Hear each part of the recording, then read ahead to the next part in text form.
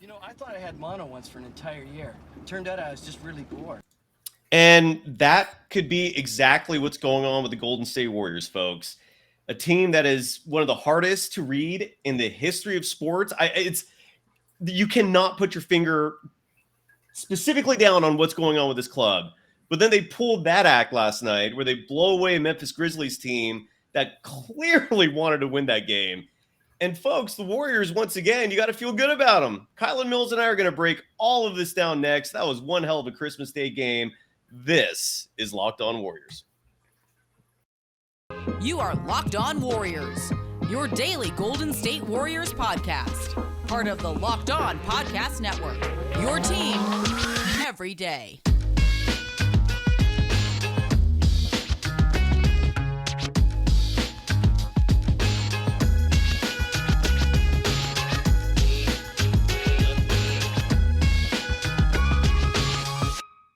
Thank you for making Locked On Warriors your first listen every day. We're free and available wherever you get podcasts. You can follow Kylen Mills, currently in Chicago, on Twitter, TikTok, Instagram at Kylen Mills. You can follow me, Cyrus, Saatsaz, on Twitter at Dog Surf Roadshow.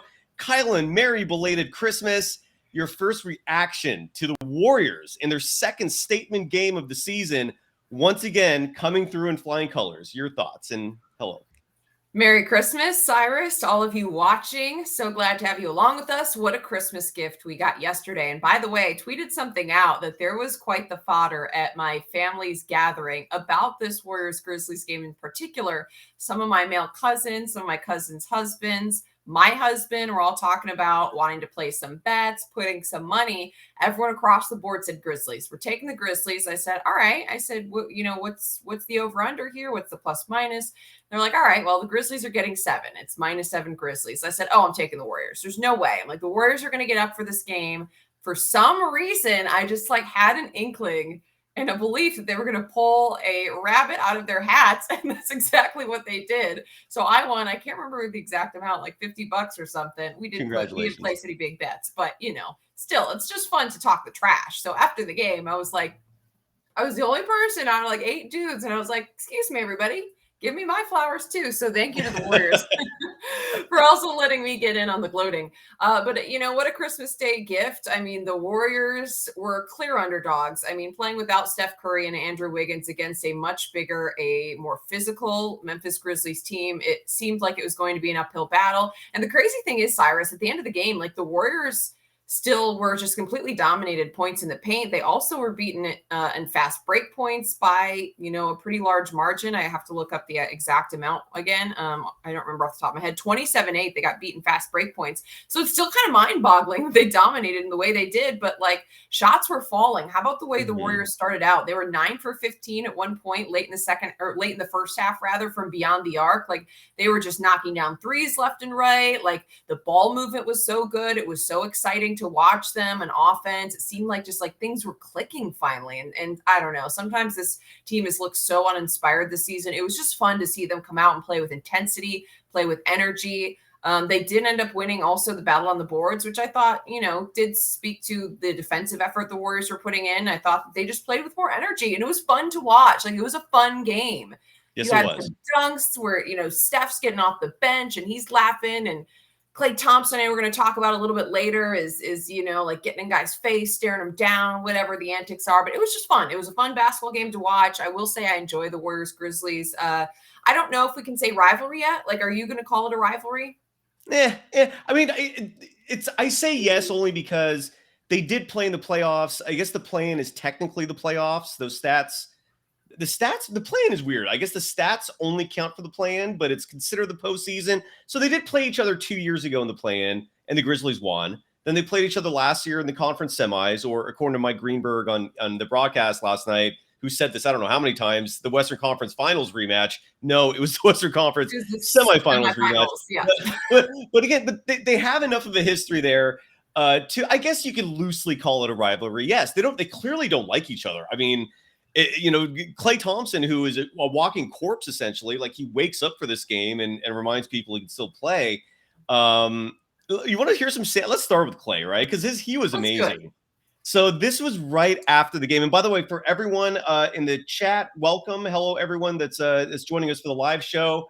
Cyrus, people are ready to come at you about Ty Jerome's performance. I know. And I I'll love the back and forth. I enjoy it. I'll address it all in a second. In fact, one of the most surprising things last night is that the Warriors won this game without Steph and Wiggins. Yep. And JaMychal Green. I'm kidding about the JaMychal Green part, but so here's Klay Thompson. This was right after the game. And we haven't seen Klay fired up like this in a while. I don't remember ever seeing him like this emotional about another team. And so here is Klay talking about the quote unquote rival Memphis Grizzlies. But what message did you want to send tonight? Man, they was talking about dynasty and all that. You can't talk dynasty when you haven't won before. I don't think people realize how hard that is, the commitment and sacrifice it takes. I mean, you got to sacrifice your body. And I thought that was premature talk, to even mention that word. But they bring the best out of us, and I think we do the same. And even though you don't like them, you got to respect them because they're a threat. And he brings up a great point there. They bring out the best in them. And that's why I played that soundbite at the beginning of the show about Wayne from Wayne's World saying, turns out I was just bored. This could just be what's going on with the Warriors. They've done so much that unless it's a team like the Celtics or the Grizzlies, I don't think they just care that much anymore. But what are your thoughts on that and just Klay's emotions for that last night's game? I will touch on the Ty Jerome stuff soon, I promise. But what are your thoughts on Klay? We'll keep the Ty Jerome stuff as a tease to keep y'all sucked in for later in the show because everyone wants a Ty Jerome apology. Dang it.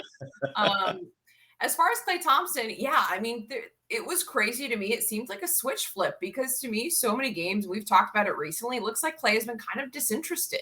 And like he's hanging his head. He just looks a little bit mopey, to be quite frank. Yes. Like just in the way that he carries himself, when they show shots of him on the bench, he just like doesn't look super fired up. And like last night, to me, it looked like a different Klay Thompson.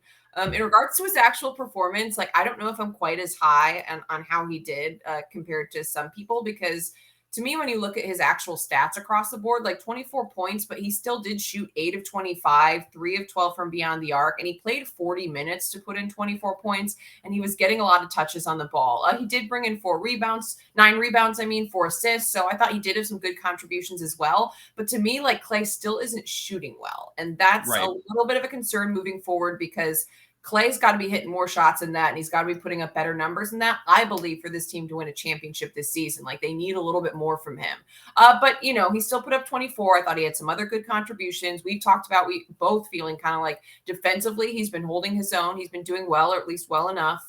So, I just was glad that he showed that love of the game, the joy, the intensity last night that it seemed to be missing from Klay Thompson. I don't know. To me, just you mentioned the disinterested, or you mentioned just that it seems like the Warriors are just bored. Like, I don't know what it is, but to me, like Klay in particular is a player that I've like noticed specifically, like looking, I don't know, just like I said, not super into the game, like a lot of times. And so it was very refreshing to see him fired up. I think it's all in good fun and whatever gets him going, you know what I mean? Whatever gets him fired up for the game, let him do it. If he wants to stare people down, a little back and forth, the jarring. I mean, that's all good. He was going good by me. And he was so into that game. I mean, he was grabbing tough rebounds. He was battling inside. That's what I'm saying. Yeah, he was battling on the boards pretty hard. Like he was playing, like I said, just really intense. And I don't think he's had that same intensity, like maybe at all this season, with the exception of like a few games. The Celtics game. That's the only game I think of. He played good that night. That's why the Wayne's World thing. I really feel like you're right. He epitomizes that little metaphor there because it looks like a dead man walking this year. He looks like he's a corpse, except for that Celtics game and a few games. He had that 41-point game. In fact, he actually touched on what you said in regards to efficiency. I'm going to play this soundbite real quick as well before we move on from Klay Thompson. But this was him talking about his performance last night and the fact that he still has not reached that efficiency that we all usually expect from him. It was such an incredible day for me. I thought I played very well. Near double-double, no turn. I'm never happy shooting 8 for 25 and 3 for 12 from 3, but They're all good looks. Maybe one or two weren't great, but I'm taking shots in rhythm.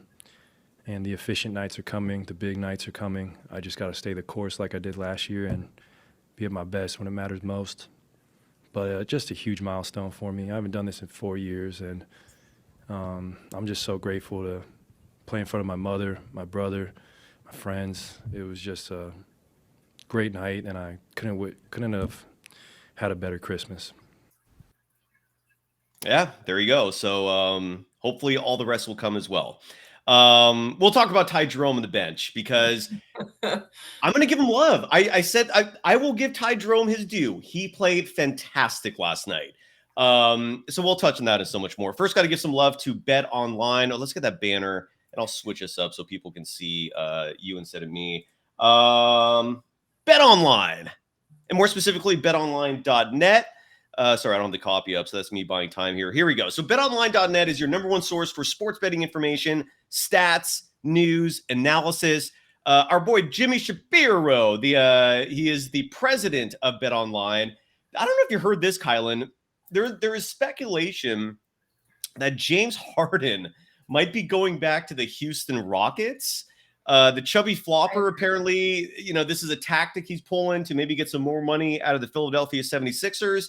So Jimmy Shapiro writes or has presented odds that you can bet on in regards to where James Harden is going to play next year. He's favored to play for the 76ers at the start of the 2023-2024 season. It's a yes, a bet is minus 180 and no bet is plus 140. But if he doesn't come back to Philly, the other teams lining up for him, according to the odds makers, the Houston Rockets, 2-1 odds, then the Miami Heat, Celtics, Mavericks, Lakers, and the Knicks. And your Bulls are right behind them. What are your thoughts on this whole James Harden thing? I couldn't believe when I heard yesterday. I'm like, he's still like in the news? I mean, it's wild. I don't know. Any thoughts on that? Yeah, I also think that's wild. I got to look into that because honestly, I've been so zeroed in on traveling for the holidays and all that stuff. Why is the Houston Rockets really? Weird. That's a new one. I would go with, and you said he's still favored to go back, right, to Philly. Yeah. The odds. Yeah, you could bet he's favored to return to Philly next year, but there's reports out there now. I think Woj dropped this. Tim McMahon of ESPN. They're saying that he might. He's dropping hints through his agent that he might go back to Houston next year, but they're also saying this could just be a play for him to try to get more money out of Philly. I don't know, but it's weird. Yeah. Interesting. Yeah, that's a very interesting situation. I don't know. I'd still put my money on him going back to the 76ers as of right now, but I'll have to look into what all the reports are. But you have an apology to make, sir, and let's get to it. I want you to do it press conference style. I want you to go all in just to give our listeners what they want.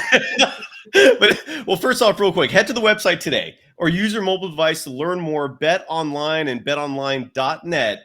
It's where the game starts. You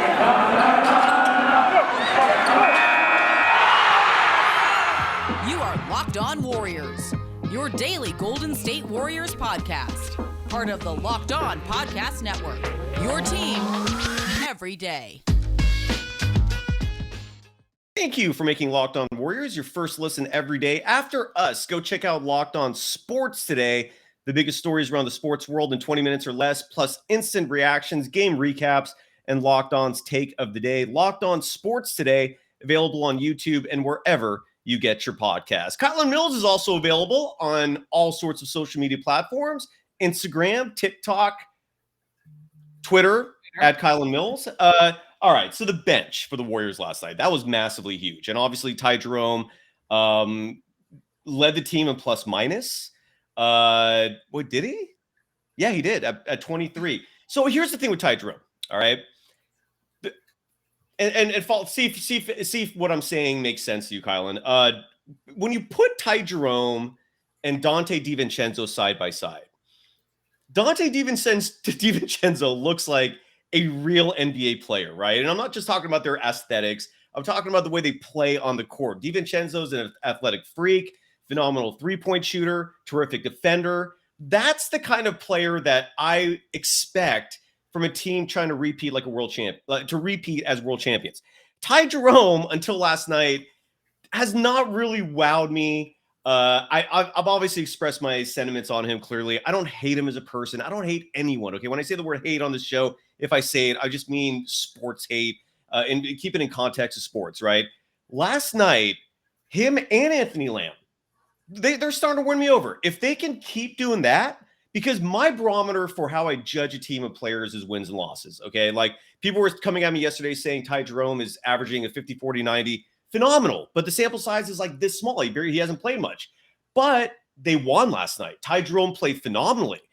His stat line, I think, he had 14 points total. I don't think his assist or rebound numbers are that big. I think he had just 1 assist, 3 rebounds, but he clearly was making a huge impact out there. Even Anthony Lamb was playing solid ball, had 11 points. He had 3 3-point shots, which were huge. What makes me happy about the Ty Jerome performance last night, besides the fact that they won, is that he was doing it with Jonathan Kuminga on the court, with Moses Moody on the court, who had a fantastic game, by the way, and James Wiseman, who in 8 minutes of play scored 0 points. Yet I think universally people loved how he played because he was out there grabbing 5 rebounds in only 8 minutes. I can't remember if he had a block shot or not. The stat sheet says no, but he looked amazing, like as a defender, as a physically imposing specimen. So my whole thing with Ty Jerome has always been, I don't care if he plays, provided he's not stealing minutes from the lottery picks who desperately need those minutes. Well, last night, Steve Kerr decided to make me happy. And I thank you, Steve. I mean, all I wanted was just the young lottery picks playing and not losing minutes in the process. And so last night was a win-win for everybody. So Ty Jerome, bravo. You played phenomenal. Anthony Lamb, bravo. You played phenomenal. I'm still fascinated what happens at the 50 game mark with both those players, because at most you can only sign one of them unless you waive someone else. And so kudos. And look, you're starting to win me over. All right. I was a very tough person to persuade for reasons I've expressed. But yeah, kudos to Ty Jerome. I give you props because you played phenomenal ball last night. So that's my take on Ty Jerome. What do you think? You gave him props. You didn't give a proper apology. But I am going to. All right. So folks in the chat, he's not going to apologize, but he did say that Ty Jerome played well. It's baby steps. Yes. In the light of just having some healthy discourse, Golden State Hoops did point out that Ty Jerome's shooting percentages on the season are 54, 43, 94. Also, he's a great assist to turnover ratio. And you in the past have said that he was a bad player and an inconsistent shooter. So the numbers don't lie. Yeah, that's fair. But you also got to keep in mind too, like, and Kylen, I don't know what your viewing habits are. Like, I watch these games beginning to end, minute by minute. And even though he doesn't commit a lot of turnovers, even though the numbers indicate he's a great player, he makes mistakes at inopportune times. And again, more importantly, look at the win-loss record. It's not like the Warriors are suddenly like in the clear to make the playoffs. They're still 2 games below 500. They still own the worst road record in the NBA. And those 2 road trips killed them, right? They had that 5-game trip earlier in the season in the Southeast. They just finished a road trip, 6-game trip right now where they went 1-5. So that horrible road record is largely a 1-10 record from those 2 trips. And Ty Jerome was part of all of that. So yeah, it's going to take me a little while to be fully team Jerome, but last night was a positive step. I bow to Ty Jerome because you beat the Grizzlies in a huge game. I counted out the Warriors. I did not think they would win that game last night. That was impressive. That really made me feel good. That was just a damn good feel-good game for the Golden State Warriors. That gave me the cuckles. I got a little cuckly right here. I don't know. Did you feel good? I know you're not a Warriors fan. So my last stance on Ty Jerome is just that, like, I do get what you're saying. And I think that, like, to have a 2-way player, I mean, be like, if he was to be like the main backup point guard, like, I don't think that he's necessarily there yet, but I just don't think either some of the things that you said, like, he's a bad player, he's inconsistent. Like, I think when he does get minutes, like, he has been steady for the Warriors and he's been a contributor. He's been, I think, fairly consistent. And you may say 1 or 2 mistakes have come at inopportune times, but like in last night's game, it seemed like he was making all the right decisions at all the right times, didn't have a turnover, was passing when he needed to pass. He took it when he needed to take, had a couple of nice finishes. So, I think that for what he is and being a 2-way player, he's been exceptional. for what his role should be on this team. Now, does that mean he's outstanding and he's better than, I'm not going that far, but I do think that he's a good player and he has NBA potential. Like, I think that he absolutely could be a role player in the NBA beyond just a two-way. He's this, getting there.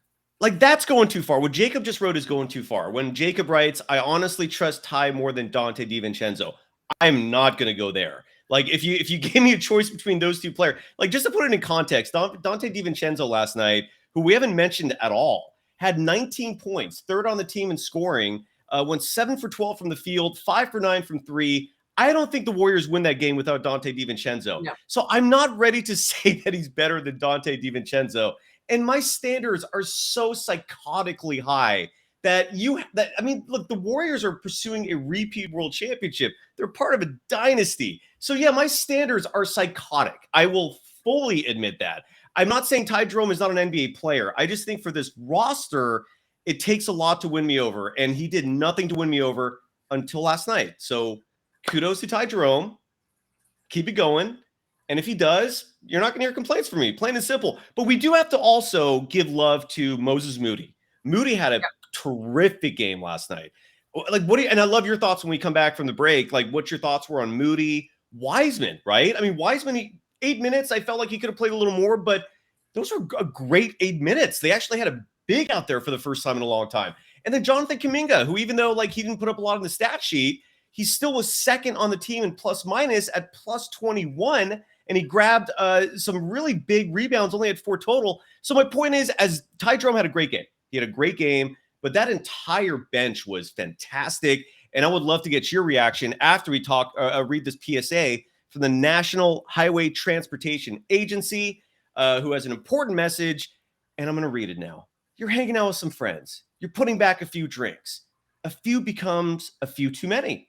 I think we all, or most of us, can relate to that. As the evening comes to an end, and people start to head out, you think of calling for a ride. Nah, you live nearby. You can make it home okay. It's no big deal. What are the odds you'll get pulled over anyways? And even so, what's the worst that could happen? Your insurance goes up. You lose your license. You lose your job. You total your car. You kill someone. Everyone knows about the risks of driving drunk. The results are tragic and often deadly. However, that still doesn't stop everyone from getting behind the wheel while under the influence. That's why police officers are out there right now looking for impaired drivers on our roads to save lives. So if you think you're okay to drive after a few drinks, think again, please. Play it safe. Plan ahead to get a ride.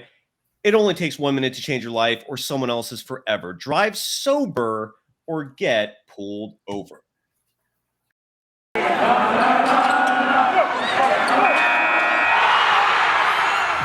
are Locked On Warriors, your daily Golden State Warriors podcast. Part of the Locked On Podcast Network, your team every day. Thank you for making Locked On Warriors your first listen every day. We're free and available wherever you get podcasts. Oh, I saw that up. Sorry. Kylen, what was your reaction to the rest of the bench, though? I mean, I feel like like Jerome, Lamb, and the 3 lottery picks, they were on something last night, man. They were killing the Grizzlies. Your reaction to not just Jerome, but everyone else? Dude, everyone else was on fire, which is why this was such a fun game to watch. A lot of times when the Warriors have turned deep into their bench, into some of the young players, especially like recently even, it's just looked super uninspiring. And last night was the opposite. Like, they brought energy, they brought intensity. I know you mentioned before the break Donte DiVincenzo, and he's not included in that young core, but he was fantastic. I just wanted to say that.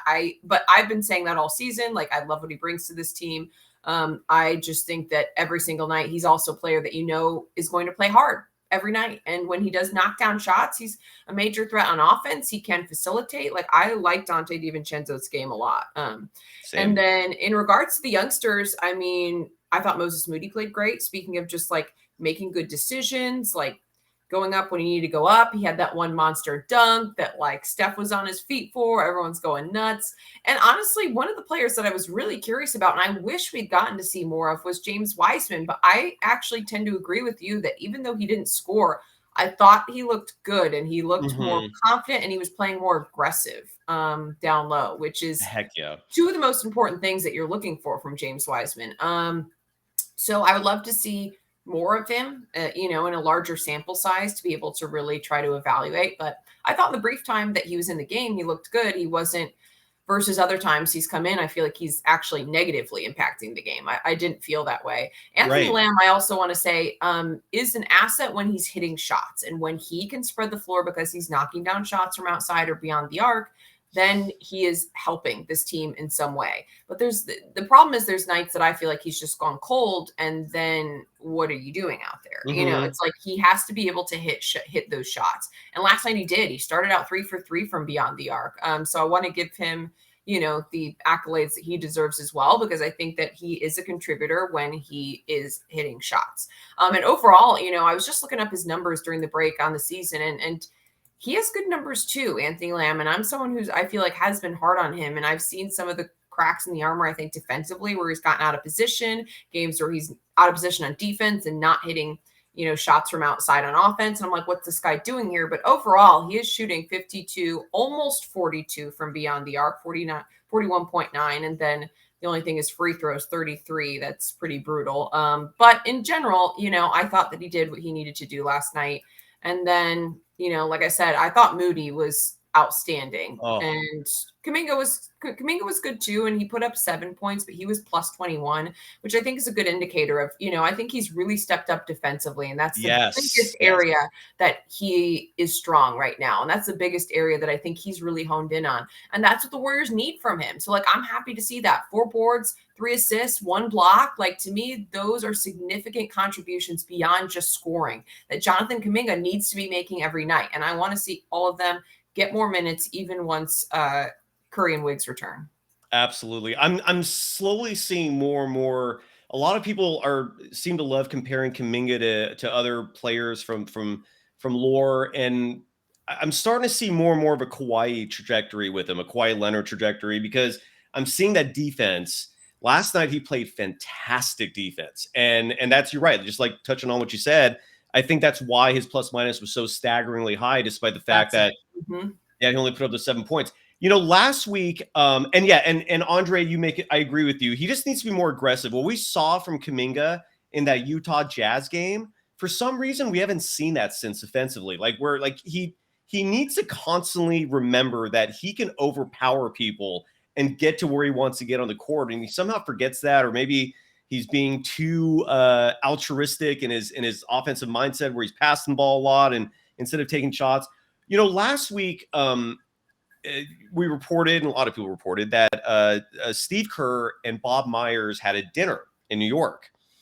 And let me know if you think this is how it played out. And this is based off what I saw in that Grizzlies game last night, which, by the way, I saw someone write in the chat that it was such a gratifying win. And it was, man. That was a big, big victory. I feel like what we saw last night was the culmination of that dinner, where Steve Kerr went into it saying, look, you gave me a bunch of youngsters. I'm playing who I think I like best. And then Bob Myers responded with, fine, you play your two-way guys, but start playing the youngsters as well. They're also good. And then we saw them all play last night, and it resulted in a fantastic victory. Am I off base? Am I total fantasy of their dinner? What are your thoughts on that?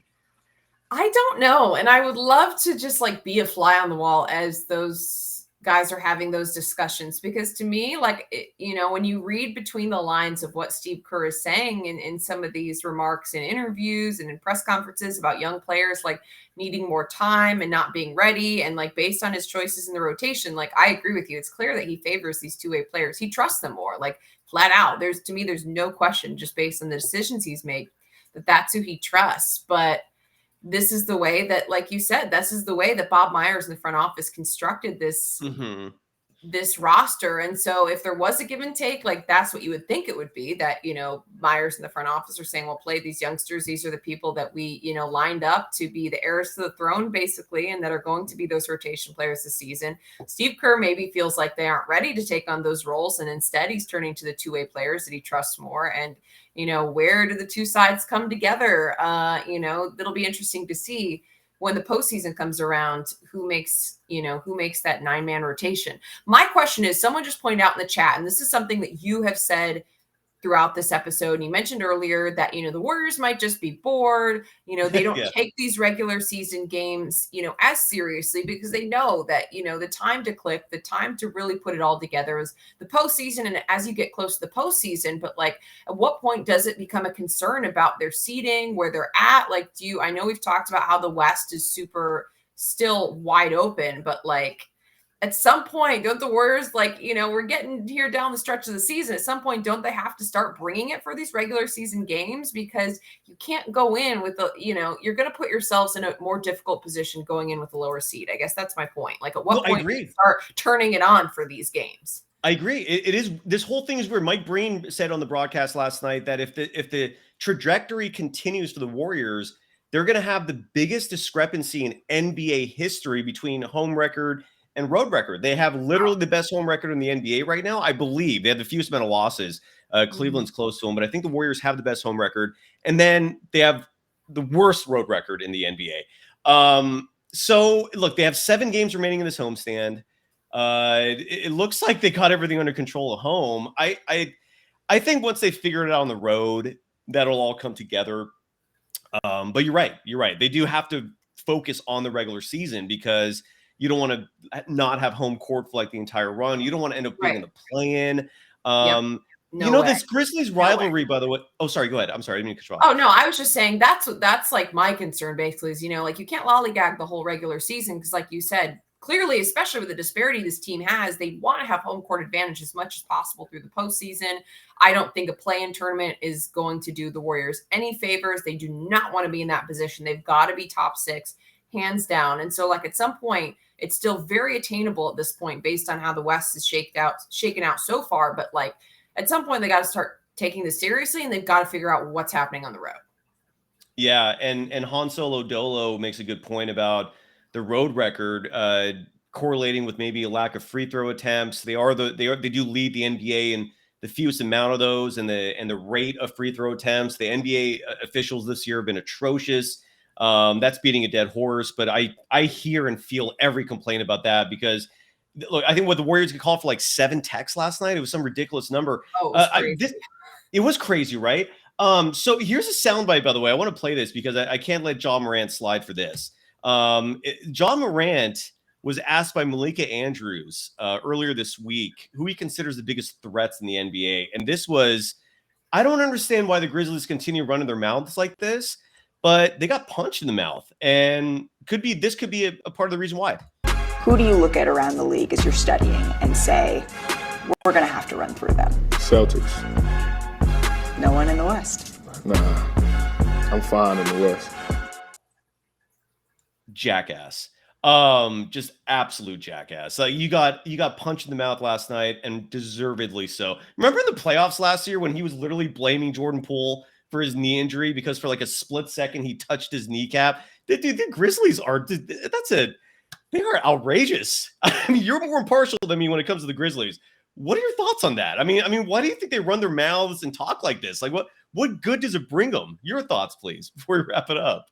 I mean, to me, this is where we see, and I kind of thought this last year, like that certain just like swag of a young team. And I don't know how to say like a naive team or maybe just, they bring that certain youth to me and a little bit of an experience when they, talk a little bit. But I also think that's the mark of potential greatness because like the players and the teams that bring that confidence, that bring that swagger tend to be the players and the teams that are successful. Like in order to, to me, to be successful in professional sports, and anyone who's played professional sports knows how much that goes into it in regards to having to be able to bring a certain sense of confidence, that, trash talk that goes on. And to me, if you're a competitor, like you live for that, like you love that. And that's why I think the Warriors get up for these games because like the Warriors love it. The Warriors got their Draymond Green, who's like, you want to punch him in the mouth, he'll punch you right back.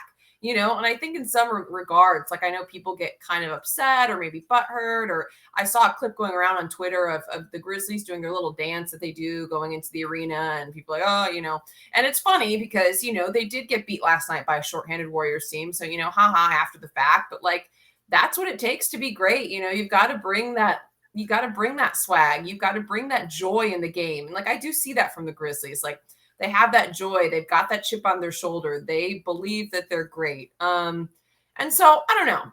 It's I think a little bit of youth in regards to the cockiness that I see, but I also feel like to be a great player, you've got to have some swagger. So I think it's just like a fine line. You know what I mean?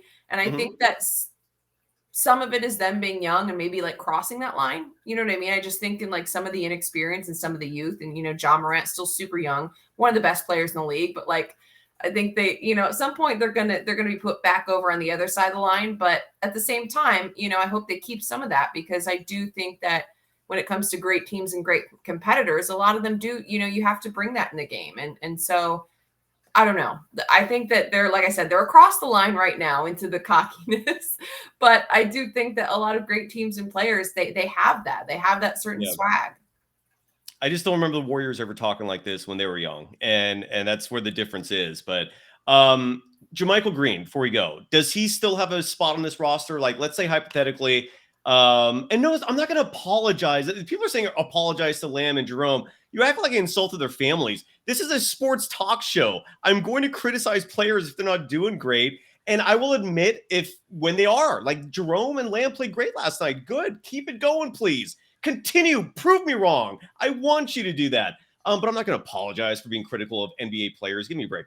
But JaMychal Green is, let's say for the sake of argument, that Ty Jerome and Anthony Lamb have earned guaranteed deals on this roster. You're going to have to create 2 openings, or you have to create 1 more opening. They have 1 opening now. So is JaMychal Green the guy? Like, I guess what I'm asking is, Kylen, would you rather have Anthony Lamb or JaMychal Green? Good question. I mean, I just that's a tough question to ask because of the way this roster is constructed. I still believe they need a big. So, like, to me, the size of Green is a major advantage over Ty Jerome. But, like, I don't know. I kind of think that Jerome is proving to me, or at least is making me believe he might be more of a significant contributor than JaMychal Green. I have not been high on JaMychal Green. Sorry. Okay, Andre just said in the chat, needs to be traded immediately. I've not been high on JaMychal Green this season at all. Most haven't. You know who he is? You know who loves JaMychal Green? Is Kevin Dana. Kevin Dana is a big JaMychal Green defender because JaMychal Green is a G League product, and Kevin would call some of his games. And he keeps saying he's preaching patience for JaMychal's threes to start falling. But that's ultimately, I think, what the Warriors are going to face, because I don't think Andre Iguodala is going to be waived. And he is going to provide value if his body can hold up. Andre Iguodala will be important in the sense of filling Draymond Green's role with that second unit. I envision that's what they're going to bring with Andre Iguodala. So most likely, if you want those two-way players for the long run, JaMychal Green is going to be the odd man out. I don't know, but can I ask you a question? Can I ask you a question that I saw posed in the chat? And I think it's interesting. A lot of people are pointing out, oh, well, Draymond has 4 rings, I think Greg just said, and 6 finals appearances, to where, he's earned the ability to talk. And I think there absolutely is totally truth to that. But I'm very curious. Someone made a point in the chat. Is this what we're going to see in the future of the NBA because of now all of the Gen Zers who are making their way into, being professional athletes and coming out of college? A couple people in the chat mentioned they think this is what we're going to see in the future because this is the way that this next generation was raised. The players maybe coming in with a sense of entitlement, which... You know what I find funny? Is when millennials and Gen Z go at it against each other, because I just sit back and watch that little spar go for. I'm in Gen X, baby. I'm sitting back and watching that. I don't do this. There's such stereotypes. I don't really paint individuals with generations, but I don't know. What's the question? I don't even know. Was there a question? I was just saying, like, do you think that we're going to see more of the Ja Morants and the Grizzlies coming into the NBA now? Because, well, no, I'm saying like that. Cockiness, the confidence. Some people say sense of entitlement. I hope not. I don't like arrogance. That's a behavioral trait that just turns me off tremendously, and that's what I see with the Grizzlies is arrogance. I don't see what good comes from running your mouth ever. Period. Draymond Green is a 4-time champion. That he's from Saginaw, Michigan. They love talking trash. That's their style. I get it. But he's also won. He was not talking and running his mouth like this before the dynasty started. So not at this level. I don't know. Whatever. Yeah, and yes, LR, I know Kylen's a millennial. I'm not bashing millennials. I'm just sitting back and just watching, because I feel like anytime there's a generational argument, it's always millennials and Gen Z, like just going back and forth bickering with each other. And I'm just sitting back watching it, eating some popcorn, Stephen Curry style. So that's me. No, Fangu. Do you agree with what Fangu just wrote here? That I know, Warriors yeah, I saw that, and I'm curious. No. Warriors are as arrogant as anyone. Well, so here's the thing: there's a difference. Even if you do think that they're arrogant, it's an earned arrogance versus walking into the league and feeling maybe, like I said, entitled to, being cocky or feeling like you're already winners when you've yet to win a championship, So that's the thing. If you do think the Warriors are arrogant, that would be my counter. Like 4 championships in 8 seasons, like, do they not have a right to be? If you do feel like that's the way they carry themselves. But I don't personally think they're exceptionally arrogant, and that starts with Steph Curry, because Steph Curry is the most humble superstar in the NBA, I think, across sports. So I don't know. It's hard for me to say that the Warriors are overly arrogant when literally their superstar is like the most humble person on the planet. Maybe you could say Draymond's a little cocky. I wouldn't go as far as arrogant, but again, like, he's kind of that fiery guy on the team that brings that little extra, jarring and whatnot.